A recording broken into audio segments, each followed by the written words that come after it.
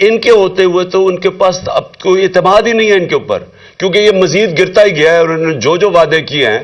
مجھے یاد ہے شہباز شریف کی جو سپیچ آنے سے پہلے کہ 6 مہینے میں ملک کو ٹھیک کر دوں گا، فکر نہ کریں، میں وہ پنجاب سپیڈ جیسی تھی وہ میں ملک ٹھیک کر دوں گا. ایک تو اللہ کا میں شکر ادا کرتا ہوں کہ یہ ایک بڑے اربوں روپیہ ٹیکس پیئر کا خرچ کر کے اپنا امیج بنایا ہوا تھا نا کہ یہ کوئی بہت بڑا جینیس ہے، یہ تو ایکسپوز ہو گیا. دوسری چیز، وہ اسحاق ڈار، وہ بڑا اس کے سارے کیسز معاف کیے، ساری کرپشن کے کیسز اس کے دھوئے، اس کو ڈرائی کلین کیا، پھر NRO 2 دے کے یہاں بلایا، تو وہ بھی ساری دنیا کو پتا چل گیا کہ وہ کتنے پانی میں ہے. اس لیے جیسے ہی آپ کے الیکشنز اور مینڈیٹ آئے گا وہ پھر پہلا سٹیپ ہوگا. اس کے بعد سب سے امپورٹنٹ چیز پاکستان میں رول آف لا ہے. اکانومی کنیکٹڈ ہے رول آف لا کے ساتھ. یہ لوگوں کو غلط فہمی ہے کہ جناب مجھے جو جنرل باجوہ وہ ہر چیز کے ہر فن مولا بن گئے تھے، تو ہمیں بتا رہے ہیں کہ جناب دیکھیں آپ اکانومی کے اوپر کانسنٹریٹ کریں، یہ احتساب کو بھول جائیں، یہ اکاؤنٹیبلٹی بھول جائیں.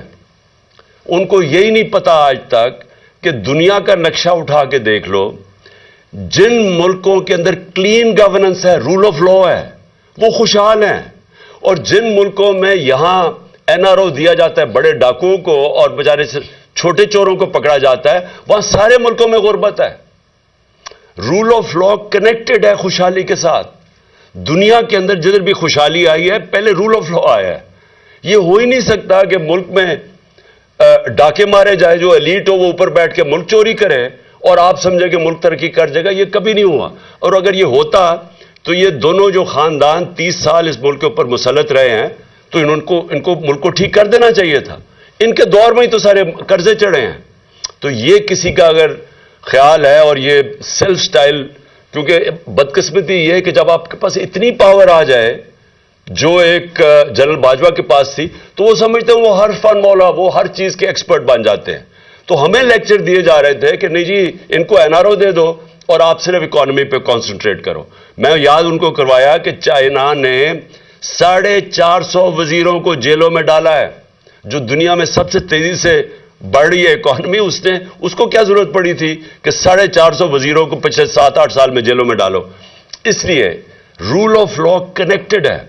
اور میں آپ کو یقین دلاتا ہوں کہ ہماری جو سب سے بڑی ریسورس ہے اوورسیز پاکستانی ہیں. میرا ان سے سب سے دیر 30 سال تک رابطہ ہے. انہوں نے شوکتخانہ میں مدد کی، نمل یونیورسٹی میں، PTI کو جس کو فورن فنڈنگ کہتے ہیں، وہ اوورسیز پاکستانی مدد کرتے ہیں. وہ سب سے زیادہ جذبہ رکھتے ہیں. ان کی انویسٹمنٹ نہیں آتی پاکستان میں. وہ پلاٹس خرید لیتے ہیں لیکن انویسٹ نہیں کرتے انڈسٹری میں اور بزنسز میں، کیونکہ ان کو کانفیڈنس نہیں ہے. پاکستان کے انصاف کے نظام پہ کانفیڈنس نہیں ہے.